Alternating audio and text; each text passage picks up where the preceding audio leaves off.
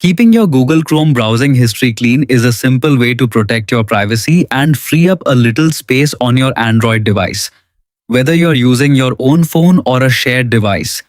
Clearing your browsing history removes the list of websites you've visited.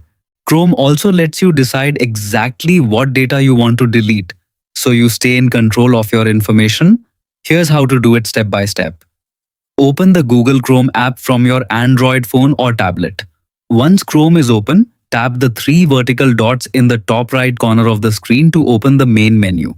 From the list of options, tap History to view all the websites you've recently visited. Next, tap Clear Browsing Data. Depending on your version of Chrome, this option may appear at the top or bottom of the history page. You'll now see several settings that let you choose exactly what you want to remove. Tap the Time Range drop-down menu and select how much browsing history you want to erase. You can choose options such as last 15 minutes, last hour, last 24 hours, last 7 days, last 4 weeks, or all time if you want to remove everything. Make sure the checkbox next to browsing history is selected. You can also choose to delete cookies and site data or cached images and files if you'd like a more complete cleanup.